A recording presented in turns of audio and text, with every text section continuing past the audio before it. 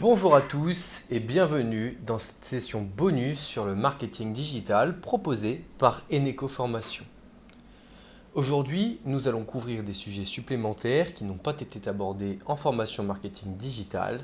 Que vous soyez dans la situation où vous ne comprenez pas bien d'où vient votre trafic, où vous ne comprenez pas bien quels sont les efforts qui vous permettent de gagner des prospects, quels sont les efforts qui vous rapportent de l'argent et ceux qui ne vous rapportent pas d'argent, vous êtes tombé sur la bonne vidéo bonus.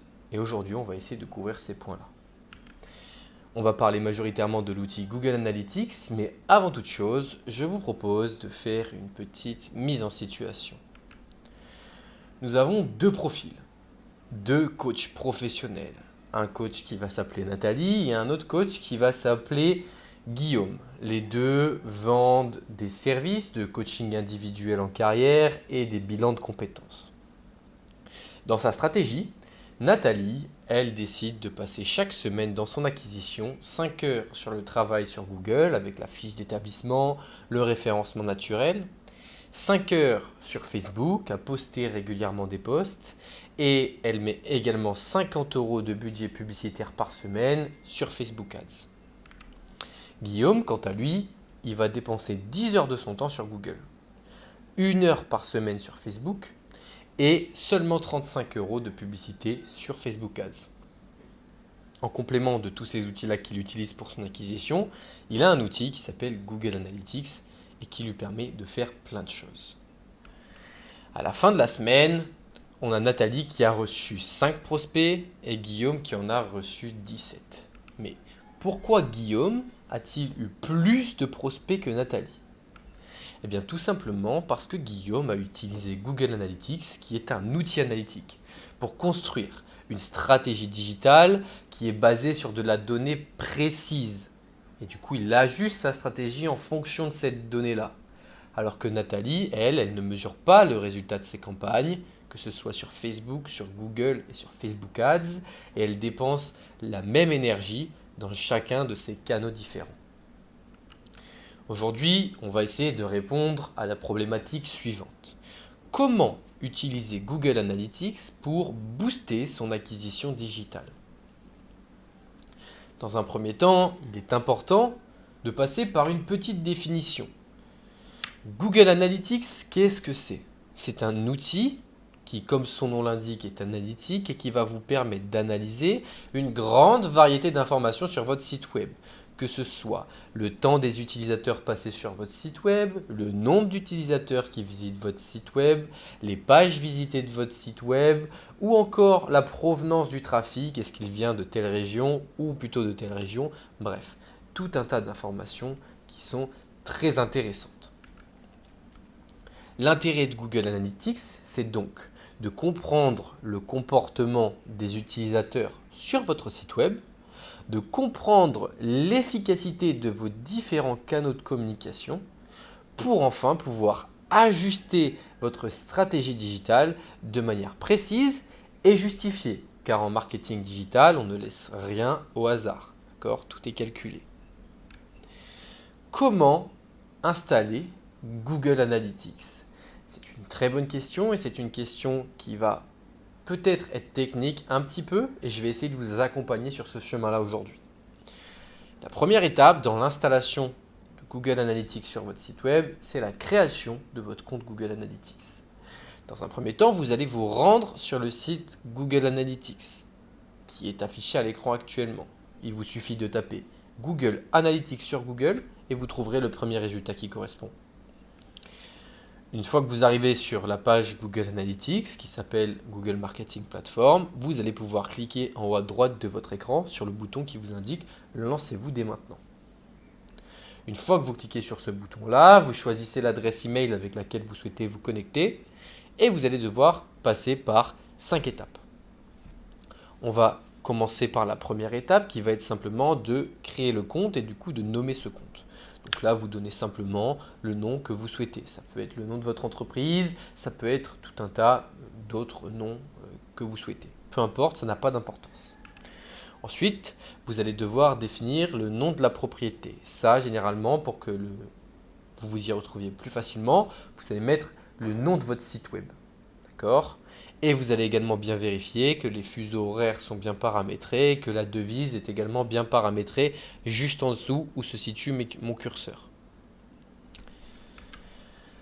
Une fois cette étape terminée, vous allez devoir donner un petit peu de contexte à Google Analytics de sorte à ce qu'il vous propose les recommandations les plus pertinentes. Donc vous allez devoir nommer votre catégorie sectorielle, donc dans quel secteur vous travaillez. Ici, on va parler de communauté en ligne, mais également la taille de votre entreprise. Des informations qui en soi ne sont pas super importantes, mais pour recevoir les conseils les plus avisés de Google, il vaut mieux bien les renseigner. Ici, par contre, il va falloir être stratégique et vous allez devoir choisir les objectifs de votre entreprise et il va falloir être le plus précis possible. La case que je vous recommande dans tous les cas, c'est de cocher la case « Examiner le comportement des utilisateurs ». Donc ça, c'est un objectif principal de Google Analytics. Et ensuite, en fonction de votre domaine d'activité, vous allez choisir générer des prospects ou accroître les ventes en ligne. Dans de rares cas, votre objectif va être de développer votre notoriété. Je vous conseille de vous focaliser sur soit accroître les ventes en ligne, soit accroître le nombre de prospects. Une fois que vous avez choisi tout cela, vous allez pouvoir configurer Google Analytics en sélectionnant notamment la plateforme sur laquelle votre site est présent. Est-ce que c'est une application Android? Est-ce que c'est une application iOS ou un site web? Dans la majorité des cas, on va se situer sur le site web, donc on va cliquer sur le site web. Une fois qu'on clique sur ce bouton-là, on va devoir renseigner l'URL précise de votre site. D'accord? Donc vous vous rendez sur votre site, vous copiez votre URL et vous la collez dans cette section-là. Et vous allez encore une fois devoir nommer ce flux-là. Donc ici, mon site web, vous allez devoir rentrer le nom de votre site web. Une fois que cela est fait, vous allez arriver sur le menu suivant. L'étape juste ici, avec un nom du flux, une URL de flux, un identifiant de flux et un identifiant de mesure. Donc, à partir de là, nous allons devoir installer Google Analytics sur votre site web. Votre compte Google Analytics est créé, votre site web existe, mais ils ne communiquent pas entre eux, d'accord? Donc Google Analytics ne peut pas afficher les résultats de votre site web s'il n'a pas de connexion avec votre site web. Et on va voir comment est-ce qu'on connecte l'un à l'autre. Donc, vous allez pouvoir cliquer sur voir les instructions sur la balise. C'est une première démarche que vous pouvez faire et vous allez avoir des guides de Google qui sont déjà identifiés ici en fonction de votre CMS, donc de la plateforme sur laquelle votre site est. Donc, vous allez pouvoir sélectionner votre plateforme, si c'est WordPress, si c'est Wix, si c'est Shopify, c'est toutes ces choses-là et ça va vous donner des tutoriels adaptés à votre plateforme. D'accord ? Dans notre cas, et comme 80% des sites aujourd'hui sont sur WordPress, je vais vous montrer étape par étape comment paramétrer, comment lier, relier Google Analytics à votre site web grâce à WordPress. Donc, je vous reprends sur mon écran et je vous montre ça étape par étape. Très bien, donc on se retrouve présentement sur un partage d'écran. Vous voyez actuellement que je me situe dans mon interface WordPress. Et à l'intérieur de celle-ci, nous allons voir comment installer justement cet outil Google Analytics.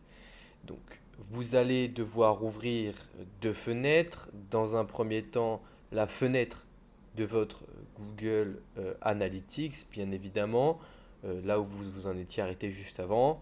Et puis, sur une autre fenêtre, vous allez avoir justement votre page WordPress. Donc, quelle est la première étape à faire pour installer Google Analytics sur WordPress? La première chose que vous allez faire, c'est que vous allez vous rendre dans le menu Extensions juste ici. Vous voyez sur la gauche de votre écran, vous avez Extensions, vous allez passer votre souris par-dessus, cliquer et ensuite vous rendre sur Ajouter une extension. Une fois que vous êtes dans ce menu-là, vous allez vous rendre en haut à droite dans la barre de recherche des extensions, juste ici. Vous allez pouvoir taper Pixel Your Site et vous allez voir apparaître des premiers résultats de recherche. D'accord ? Ici, vous voyez une extension qui s'appelle Pixel Your Site-Your Smart Pixel Tag and API Manager proposée par Pixel Your Site. Donc, ce que vous allez faire, c'est que vous allez cliquer sur Installer maintenant, et c'est bien cette application-là qu'il faut installer, hein, pas celle que l'on voit après, bien celle-ci. Vous cliquez sur Installer, elle va prendre un petit peu de temps à s'installer, et par la suite, vous allez pouvoir trouver le bouton Activer qui va venir remplacer le bouton Installation. Donc là, d'une seconde à l'autre, nous allons voir apparaître Activation, activer.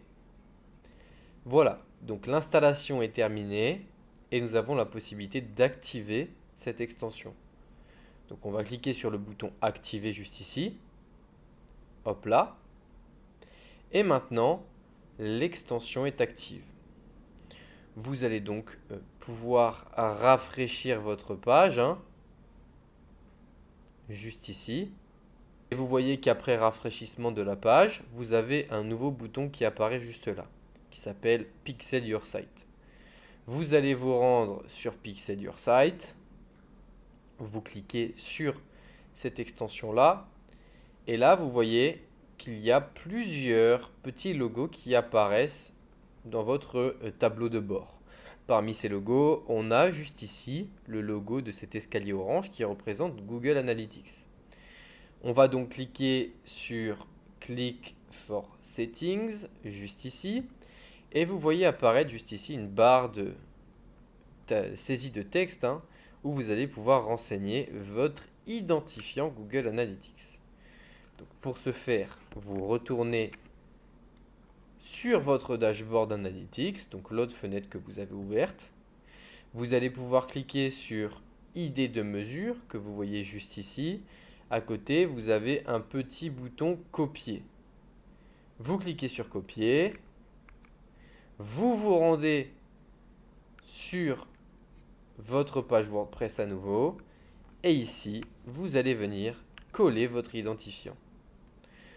Vous collez cet identifiant et ensuite vous allez vous rendre tout en bas de la page jusqu'ici et vous allez pouvoir cliquer sur Save Settings, autrement dit sauvegarder les paramètres. Vous cliquez et vous allez voir que votre paramétrage a été validé juste ici. Donc paramétrer votre compte Google Analytics et désormais il va y avoir la possibilité pour votre site web de communiquer avec l'outil Google Analytics, d'accord? Donc les données de votre site web vont être envoyées dans votre outil analytique et vous allez pouvoir les regarder à cet endroit-là. Très bien, donc suite à ce petit partage d'écran, vous êtes en mesure et vous avez relié votre Google Analytics à votre site web. Maintenant, il va falloir paramétrer un petit peu plus en détail Google Analytics. Et notamment, on va devoir définir des événements clés. Qu'est-ce que c'est qu'un événement clé? Un événement clé, c'est l'action que vous voulez, que vous souhaitez que l'utilisateur réalise une fois sur votre site web. Un élément clé, ça peut être plusieurs choses différentes. Par exemple, un achat en ligne. C'est pour vous l'objectif de vendre en ligne. Votre élément clé, c'est l'achat en ligne. Si vous souhaitez recevoir des contacts, votre élément clé, ça va être l'envoi d'un formulaire de contact. Si vous avez une prise de rendez-vous et si vous souhaitez avoir des prises de rendez-vous, votre événement clé, ça va être la prise de rendez-vous. Donc là, si on reprend l'exemple de Guillaume qui veut faire du bilan de compétences et du coaching individuel, il veut faire du formulaire de contact. D'accord? Son objectif principal, c'est recevoir des formulaires de contact. Donc son événement clé, ça va être l'envoi de formulaires de contact. Donc, afin de paramétrer ces événements clés, et qui est une étape un petit peu technique, ce que je vous propose de faire, c'est qu'on replonge encore une fois en partage d'écran pour que je vous montre étape par étape comment configurer un événement clé. Très bien, donc on se retrouve une nouvelle fois dans notre interface Google Analytics. Et cette fois-ci, on va essayer d'aller installer des événements, de sorte à ce que lorsqu'un événement précis se produit sur votre site web, lorsqu'un utilisateur réalise une action particulière, eh bien que cette action soit renvoyée dans votre interface Google Analytics. Donc pour ce faire, on va se rendre en bas à gauche de votre menu dans Administration. Juste ici, vous allez tomber sur un menu qui ressemble à celui-ci et vous allez pouvoir descendre jusqu'à Affichage des données. Dans Affichage des données, vous allez pouvoir apercevoir événements, événements clés, audience et tout un tas d'autres choses. Ce que l'on va chercher à faire, c'est de paramétrer des événements clés. Autrement dit, des événements qui témoignent d'une conversion des utilisateurs sur votre site web, que ce soit un envoi de formulaire ou bien un achat. Mais avant de pouvoir paramétrer des événements clés, on va devoir paramétrer des événements et ensuite les identifier comme des événements clés. Donc ce que l'on va faire, c'est que l'on va aller dans événements juste ici et on va aller créer un nouvel événement. Donc ici nous pouvons créer un événement, on reclique une nouvelle fois sur créer et là vous allez devoir nommer l'événement. Donc comme événement, on a tout un tas de possibilités de suivi, d'accord? On peut aller paramétrer des milliers et des milliers d'événements, mais dans le cas le plus particulier, le plus précis possible et le plus commun possible, on va avoir un événement à suivre. Cet événement-là, c'est la vue de la page de remerciement. D'accord? Dans chacun de vos cas, votre objectif, c'est soit un achat en ligne, donc quelqu'un qui achète un de vos produits, ou soit qu'on vous envoie un formulaire de contact, ou alors qu'on prenne rendez-vous avec vous directement en ligne. D'accord? Ce sont 3 cas de figure qui sont les plus communs. Et parmi ces 3 cas de figure, il y a un point commun. Le point commun, c'est qu'à chaque fois qu'on va acheter un produit, envoyer un formulaire ou prendre un rendez-vous, on va de manière générale être réorienté vers une page de remerciement. D'accord? Donc, la page de remerciement qui affichera globalement un message tel que « Merci pour votre achat, merci pour votre prise de rendez-vous » ou « Merci pour votre prise de contact ». D'accord? Donc, dans ce cas précis-là, on va nommer l'événement, et ça, c'est vous le nommez comme vous le souhaitez, hein, mais on va le nommer page de remerciement. Ce qui veut dire que chaque personne qui va voir la page de remerciement, autrement dit qui aura acheté ou envoyé un formulaire, sera comptabilisée dans cet événement. Ensuite, il faut paramétrer l'événement. Pour paramétrer l'événement, on va laisser cette première case en event underscore name. Et on veut qu'elle soit égale à une valeur particulière de ce qu'on appelle le data layer, hein, qui est la page view. Donc, page view qui veut dire vue de page. Donc, il faut que, pour que l'événement se déclenche, il faut que les personnes voient une page. Mais si on laisse le paramétrage comme celui-ci, ce qui va se passer, c'est que l'événement va se déclencher à chaque fois qu'une personne va charger une page sur votre site web. Or, ce n'est pas ce qu'on veut. On va donc ajouter une nouvelle condition qui va être page location. Page location, juste ici. Qui veut dire qu'en fait, ça va déclencher l'événement pour des pages vues, mais pour une condition précise qui est une certaine page. Et ici, vous avez 2 possibilités. Soit vous avez une seule page de remerciement et vous allez donc coller l'URL de votre page de remerciement. Admettons pour notre coach, ce soit https:// Guillaume coaching / remerciement. Ça serait l'URL de sa page de remerciement. D'accord? Donc vous allez la chercher sur votre site, vous la copiez, vous la collez ici. Et on a une deuxième possibilité, c'est si vous avez plusieurs pages de remerciement. Et dans ce cas-là, ce que l'on va faire, c'est que on va non pas mettre est égal à, mais contient remerciement. D'accord? Ça veut dire que l'URL contient remerciement. Et dans ce cas-là, si vous avez plusieurs pages, en l'occurrence une page qui s'appelle remerciement-1, une page qui s'appelle remerciement-2, une page qui s'appelle remerciement-3, mais toutes ces pages de remerciement vont compter dans l'événement page remerciement. Donc là, vous avez les deux possibilités.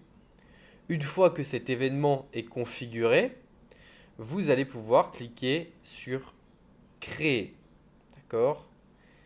On crée cet événement. D'accord? Donc on a bien l'événement qui est déclaré dans la partie événement. On va cliquer sur la petite croix juste ici et on va arriver dans la section événements clés cette fois-ci. Puisqu'on ne veut pas simplement des événements, on veut des événements clés. Donc on va dans événements clés. Et ici, on va pouvoir cliquer sur nouvel événement clé pour en ajouter un. Donc on va cliquer sur nouvel événement clé. Et là, ce que vous allez faire, c'est que vous allez tout simplement taper le nom de l'événement que vous avez créé juste avant. Et cliquer sur enregistrer. D'accord? Il faut bien que ce soit le même nom, mot pour mot, de l'événement que vous avez créé précédemment. Donc ici, page remerciement. On clique sur enregistrer. Donc on vérifie bien que cette case soit cochée, que notre nom de l'événement clé est bien le même que le nom de notre événement. Et on attend quelques jours et les données vont commencer à remonter.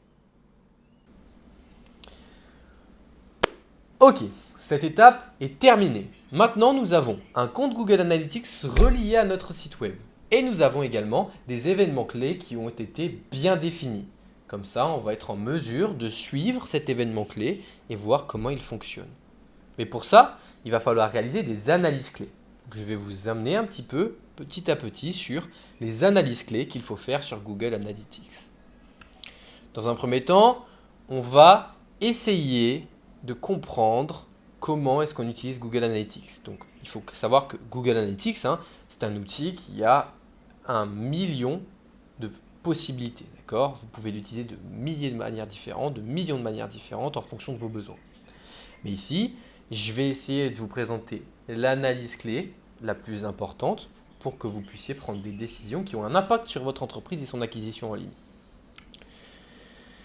Avant toute chose, il faut identifier les sources de trafic. La source de trafic, ça va vous permettre d'identifier quels sont les canaux qui vous apportent le meilleur trafic et par conséquent vous donner des indications sur où est-ce qu'il va falloir dépenser du temps et de l'argent pour apporter le plus de trafic possible. D'accord? Est-ce que ça va être sur Instagram? Est-ce que ça va être sur Facebook? Est-ce que ça va être sur Google? Toutes ces choses-là. D'accord? La source de trafic, c'est d'où proviennent les personnes qui arrivent sur votre site web. Il y a plusieurs sources de trafic qui existent et que vous allez retrouver sur votre compte Google Analytics, qui sont toutes nommées en anglais, donc je vais essayer de vous les détailler un petit peu ici. Donc on a la source de trafic direct, organic search, organic social, paid search, email, referral, paid social et organic video.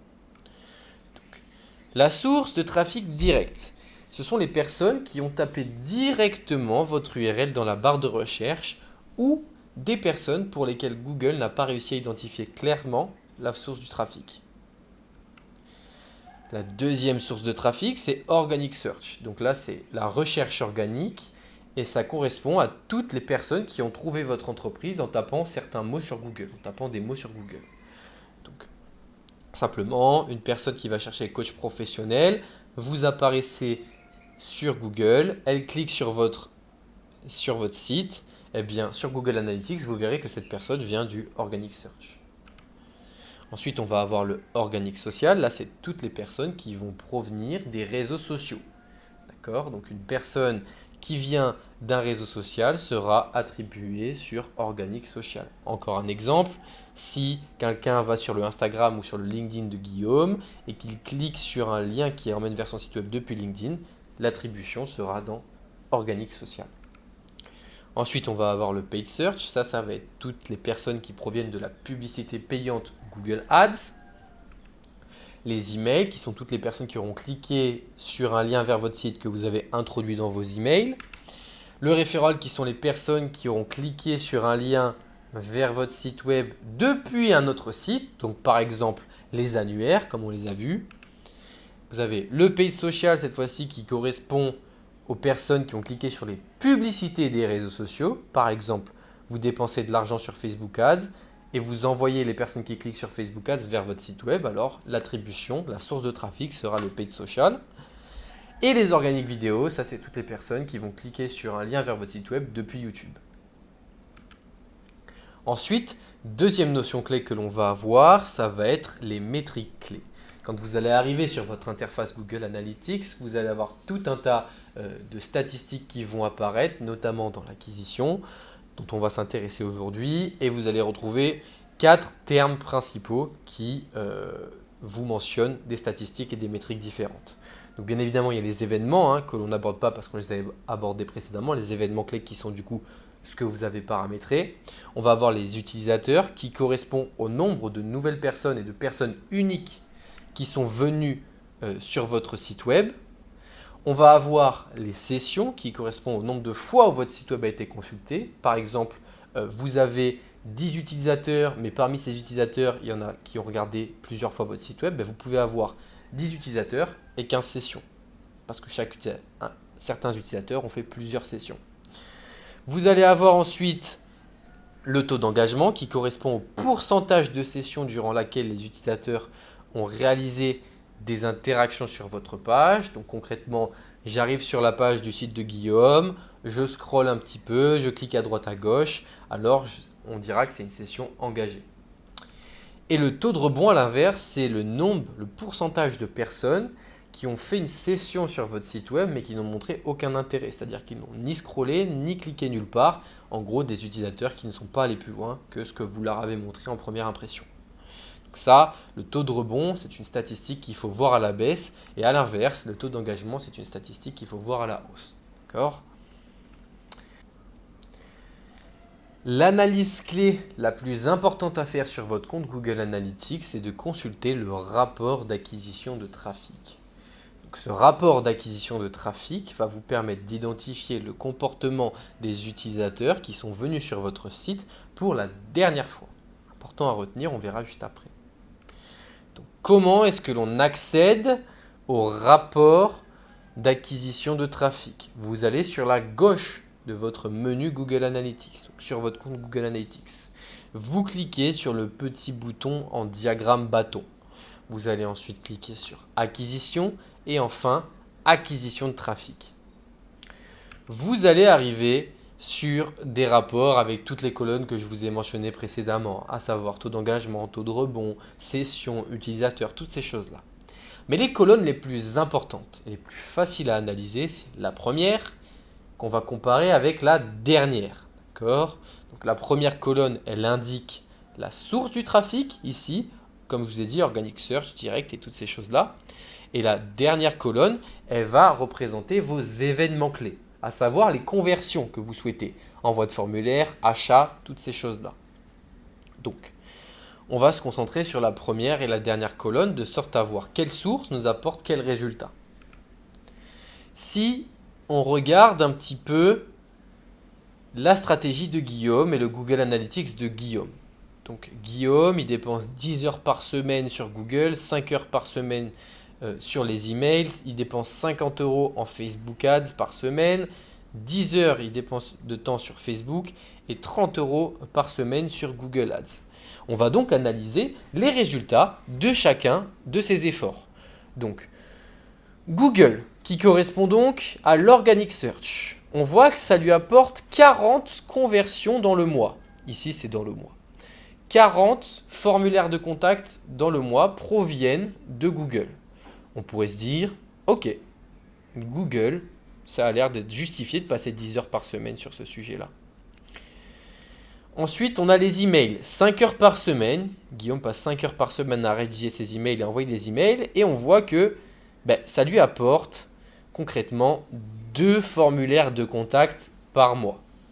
Ce qui n'est pas top pour 5 heures par semaine. 20 heures de travail dans le mois pour 2 formulaires de contact, c'est pas super. Facebook Ads, 50 € par semaine, qui correspond à la colonne Paid Social. Donc ici, on voit Paid Social, 3 conversions pour 200, donc 3 formulaires de contact reçus pour 200 € investis dans le mois, 50 € x 4 semaines. 200 € d'investis pour 3 formulaires. Ouais, pas top. on pourrait se dire que ça, il faut diminuer. 10 heures par semaine sur Facebook, qui correspond du coup à organique social, parce que c'est le seul réseau social sur lequel il se développe. Et là, en dépensant 40 heures dans le mois, il a 5 formulaires de contact qui proviennent de Facebook. On pourrait se dire encore une fois, c'est peut-être beaucoup de temps passé pour pas grand-chose. Si on compare à Google, on passe 10 heures par semaine et on a 40 formulaires. Donc c'est beaucoup mieux. Et enfin, Google Ads, qui correspond à Paid Search, juste ici, qui nous rapporte 16 conversions, 16 formulaires de contact avec 30 euros dépensés chaque semaine, qui là est beaucoup plus intéressant. Donc, les premières tendances qu'on aurait tendance à faire, ce serait quoi? Ce serait d'augmenter ou de stabiliser le temps passé sur Google, de diminuer voire d'arrêter le temps qu'on passe par mail, d'arrêter les campagnes publicitaires Facebook, parce qu'on dépense 200 euros pour avoir 3 pauvres formulaires de contact, c'est pas top. D'arrêter Facebook également parce que vous voyez qu'en organique social, on a 40 heures de dépensées pour 5 formulaires de contact, donc soit arrêter, soit diminuer. Et par contre, Google Ads, il faudrait augmenter parce que le paid search, on voit que ça rapporte beaucoup pour pas grand chose d'investi. Donc ça, ce serait la première réflexe qu'on devrait avoir et qu'on aimerait avoir. Cependant, il faut faire attention à quelque chose. Il faut faire attention à un autre rapport que l'on a sur Google Analytics. Cette fois-ci, c'est le rapport d'acquisition des utilisateurs. Et lui, il va vous permettre d'identifier le comportement des utilisateurs étant venus sur votre site pour la première fois. Donc, pour accéder à ce formulaire-là, à ce rapport-là, avant de prendre des décisions, on va comparer les deux. On va dans le petit diagramme bâton, acquisition, et cette fois-ci, on clique sur acquisition d'utilisateurs. Et encore une fois, on se concentre sur la première et la dernière colonne. Et là, on voit quelque chose qui est différent. Donc ici, on a le rapport d'acquisition des utilisateurs et ici, on a le rapport d'acquisition de trafic. Qu'est-ce qu'on voit? On voit que dans le rapport d'acquisition des utilisateurs, l'Organic Search ne rapporte plus 30 prospects par mois, plus 40 prospects par mois, mais bien 30. Et que le Paid Search n'en rapporte pas 16, mais 22. Et on va également voir que le direct, donc les personnes qui cliquent directement sur le lien, n'en rapportent pas 24, mais bien 20. Donc il y a une petite différence entre les deux. Et si on regarde également le paid social qu'on avait enterré précédemment, parce qu'on disait qu'on dépensait 50 euros par semaine pour recevoir seulement 3 conversions, eh bien là on voit qu'il nous en rapporte 11 dans le rapport des utilisateurs. Mais alors, qu'est-ce que c'est la différence entre les deux et pourquoi est-ce qu'il faut considérer les deux? Pour ce faire, il faut réfléchir au parcours de l'utilisateur, d'accord? Donc le chemin de l'utilisateur. Il est possible que dans certains cas, ils ne viennent pas qu'une seule fois sur votre site web et qu'ils ne viennent pas que d'une seule source. Est-ce que vous comprenez jusque-là? Par exemple, on a un visiteur du site de Guillaume qui rencontre pour la première fois le site de Guillaume grâce à Google Ads. Donc la première visite du site de Guillaume, elle va être faite à travers Google Ads. Et puis une seconde fois, il va voir Guillaume sur Facebook, le site de Guillaume sur Facebook. Et il va retourner sur le site une seconde fois. Et la première et la deuxième fois, il n'a fait aucune action, d'accord? Il n'a pas envoyé de formulaire, rien du tout. Donc il a vu une deuxième fois le site grâce à Facebook, et puis il prend quelques semaines pour réfléchir un petit peu. Et il se dit, ok, je me rappelle, la semaine dernière, j'ai vu le site de Guillaume Coaching, ce qu'il proposait, ça me plaisait bien. Du coup, je vais taper Guillaume Coaching sur Google cette fois. Et du coup, je vais faire la troisième visite du site web. Et là, je vais envoyer un formulaire de contact. Qu'est-ce qui se passe pour Google Analytics? Ce qui se passe, c'est que cet envoi de formulaire, dans le rapport d'acquisition des utilisateurs, il va être attribué à Google Ads, puisque c'est grâce à Google Ads que cet utilisateur qui a converti et a vu Guillaume la première fois.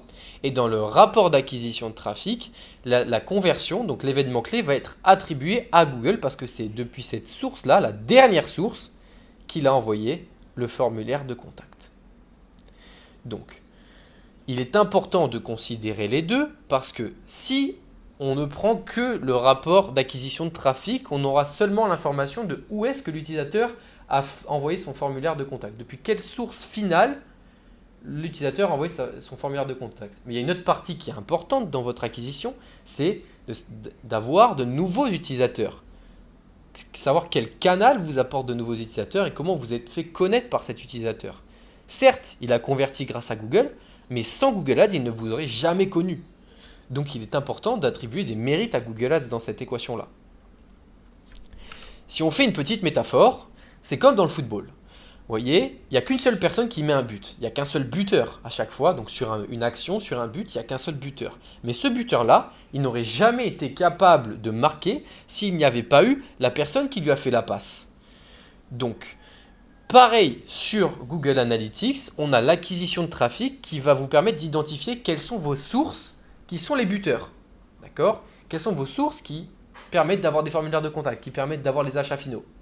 Mais vous allez aussi avoir le rapport d'acquisition d'utilisateurs qui va vous permettre de comprendre quelles sont vos sources qui vous permettent d'identifier les meilleurs passeurs, ceux qui récupèrent le plus de ballons et ceux qui vous ramènent le plus de trafic.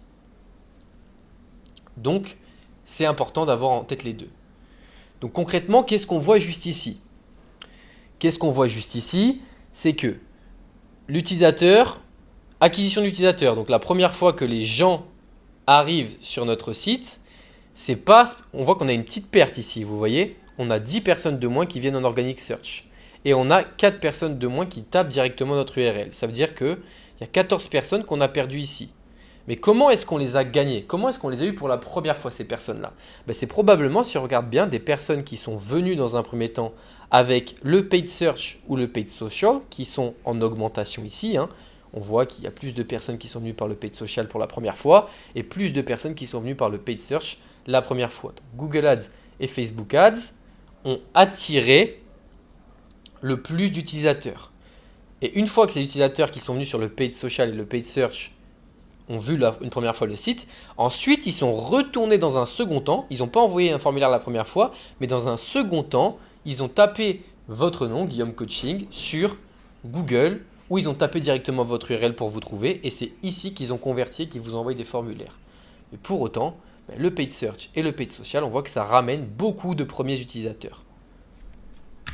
Les conclusions qui seraient à prendre, ce serait donc non pas d'arrêter ou de stopper les campagnes publicitaires, mais de les garder, parce que quand on revient un cran en arrière, on voit qu'elles apportent bien, juste ici, chaque mois, 11 nouveaux utilisateurs qui ensuite vont convertir par un autre canal, mais il permet d'avoir des premiers utilisateurs. Donc, plutôt que de le supprimer ou de le diminuer, on va le garder. On va bel et bien augmenter Google parce qu'on voit autant dans l'acquisition que de trafic que d'utilisateurs, ça apporte beaucoup. Donc, on continue de travailler dessus. On va cependant enlever Facebook parce qu'on voit que à la fois en termes d'acquisition d'utilisateurs et en termes d'acquisition de passeurs et de buteurs, ça ne fonctionne pas. Pas très bien pour le temps qu'on y passe, donc on arrête. Et par contre, on voit qu'on augmente Google Ads plutôt que de le stabiliser parce que quand on regarde dans l'acquisition d'utilisateurs, ça nous ramène 22 nouvelles personnes qui finissent par convertir. Donc, c'est vraiment très intéressant de l'augmenter, ce budget-là. Finalement, en février, on a ajusté notre stratégie. Donc, on a augmenté ici. Vous voyez, on est passé de 10 à 12 heures sur Google. On est descendu de 5 heures à 1 heure par semaine sur les mails, ce qui nous dégage du temps. On a resté à 50 euros par semaine sur les Facebook Ads. On est resté à 50 euros par semaine. On est augmenté à 50 euros par semaine sur Google Ads. Et au final, on a 135 conversions donc 135 événements clés, 135 envois de formulaires sur le mois de février. Alors qu'en janvier, on était à 110. Donc en réattribuant bien notre temps, on a réussi à augmenter nos résultats. Voilà concrètement comment vous pouvez analyser votre compte Google Analytics de sorte à piloter de manière justifiée les campagnes que vous mettez sur le côté. Vos campagnes sur Facebook, vos campagnes sur Facebook Ads, vos campagnes Instagram, LinkedIn, les efforts que vous déployez sur Google, les efforts que vous déployez par email, bref, tous ces efforts d'acquisition que vous allez faire, il est important de pouvoir les quantifier et de voir quels résultats ils vous apportent, de sorte à pouvoir ajuster votre stratégie en fonction des résultats. J'espère que ces petits conseils vous auront été très utiles et que vous saurez les appliquer justement à vos stratégies respectives. D'ici là, je vous souhaite une très bonne journée et je vous dis à une prochaine fois peut-être.